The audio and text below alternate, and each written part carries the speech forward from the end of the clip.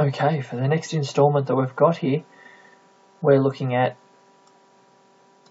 this Sakai Snacks original sheet. We've got a report sheet, a sales figures, and also a reference sheet. And so all of this information is linked back to the Sakai Snacks original sheet. All the formulas are pre-linked, but you don't need to have all of these drink cost details and haul hire details on the main sheet where Sakai is going to enter his information.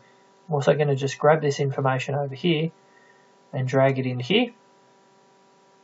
And I'm going to, instead of calling this Sakai Snacks, I'm going to call this Sakai Snacks Setup Figures.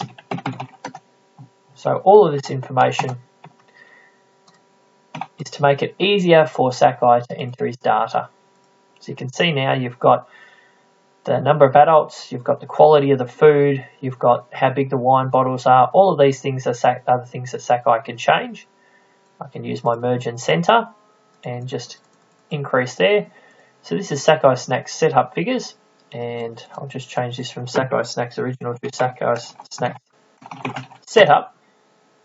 And now I've got some reports, I've got some sales figures,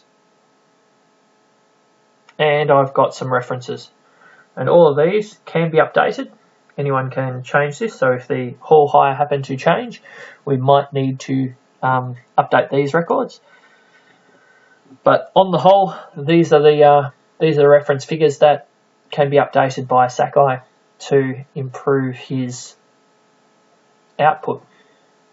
Now, in order to navigate best between these areas, there are a few different tools that you can use, but probably one of the best ones is the macro. And I'll show you how to record a macro. One of the ways to record a macro, you can click down here on this little button here, which helps you to record macros.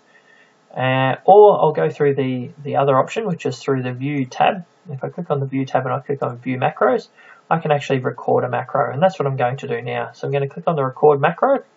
First macro I'm going to do is I'm just going to call it Reports.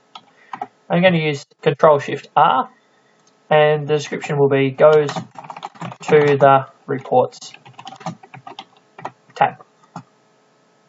And all I'll do is recording now. Macro is currently recording, thanks to this button here, and I'll just click on the Reports tab, and then I'll stop the macro.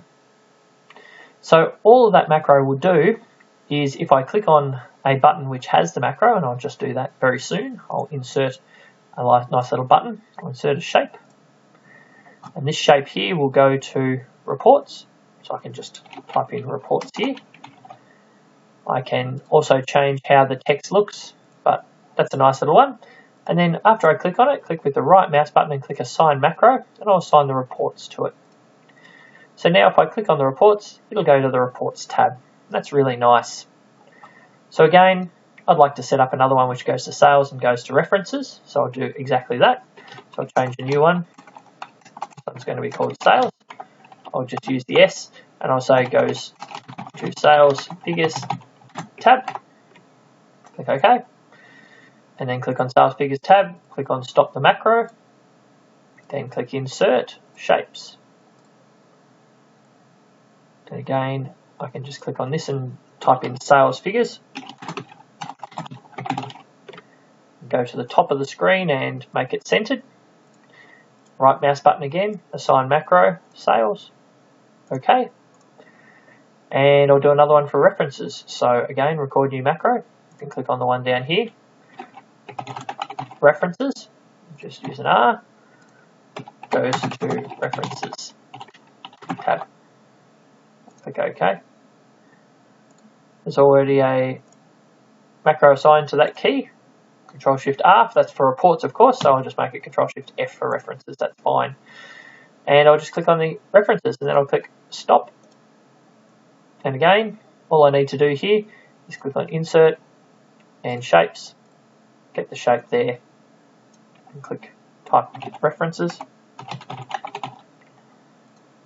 and then Assign Macro, and all these macros will work. What you can then do is put in similar macros on each of the pages so you have a bit of a menu system. I'll show you how to do that in the next video.